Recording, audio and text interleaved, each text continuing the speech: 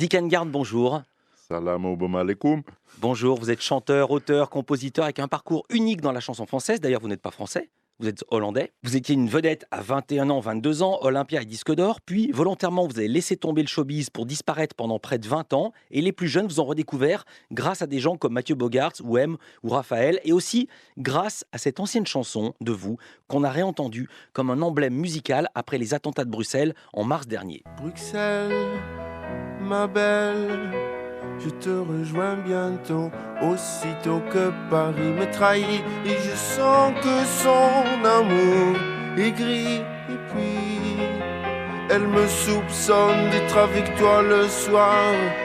Je reconnais, c'est vrai, tous les soirs dans ma tête, c'est la fête des anciens combattants d'une guerre qui est toujours à faire. Pardon de vous dire ça, mais vous êtes totalement schizophrène, puisque cette chanson d'amour pour la ville de Bruxelles, vous l'avez écrite à Paris en ayant choisi de vivre à Paris.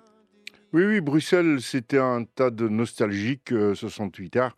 Déjà en 68, on se rappelait de 67. En mai, on préparait les souvenirs pour juin. Donc, je trouvais que tout ça, c'était un peu lourd et nostalgique et un peu alcoolisé et drogué. Donc, j'ai dit, non, vous m'aurez pas à Bruxelles, je m'en vais, je vais aller à Paris, où j'ai à peu près trouvé la même chose quand même. Comment vous avez ressenti les attentats de Bruxelles ? J'ai ressenti ça comme un coup de microscope sur je veux dire, il y a eu du trou, il y a eu, d'ailleurs, moi, quand j'étais étudiant, c'était la guerre entre les Flamands et les Wallons. Celui qui a crié «Vive la République belge» en 45, il s'est fait assassiner. Je veux dire, la Belge est faussement tendre. D'ailleurs, ça fait partie d'une de mes thèmes aussi de ma chanson Bruxelles.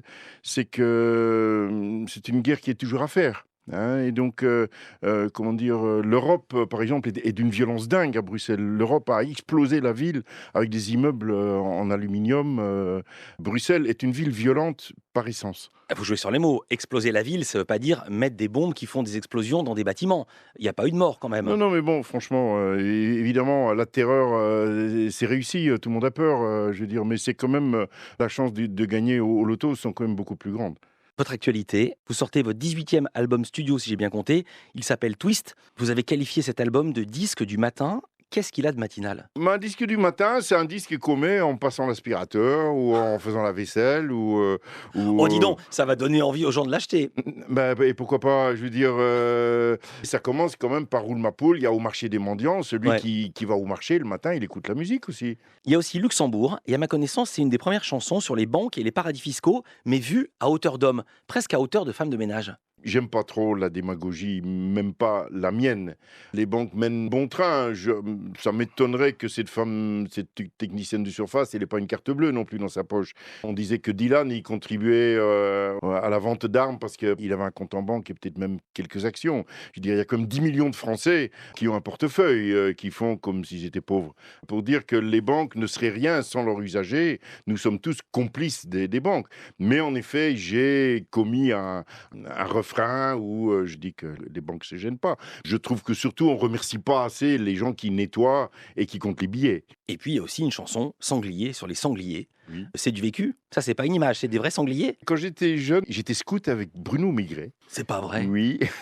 Nous faisons partie de la patrouille des sangliers. Je reviens pas à ce que vous venez de me dire. Vous étiez chez les scouts avec Bruno Maigret. Oui. Donc j'explique pour les plus jeunes, ce fut un dirigeant du Front National et il est toujours à la droite de la droite. Il était comment, Bruno Maigret ? Petit, il faut se méfier des petits. Hein. Là, on a des premiers ministres, on a de nouveau un petit. Hein. Les petits, ils veulent devenir grands. Hein. Donc, il faut se méfier. Bruno Maigret aussi, c'était un petit qui voulait devenir grand. Plus ils sont petits, plus ils me font peur. C'est comme les chiens, je préfère un grand chien qu'un petit chien. Je préfère d'ailleurs un grand bourgeois, un vrai bourgeois qui est détaché du pouvoir qu'un petit bourgeois. Je sais pas comment je dois prendre ça parce que moi, Qui je suis en pas veut. très grand. Dick Mais Engarn le studio, avec il est nous grand. sur France Info. On se retrouve tout à l'heure.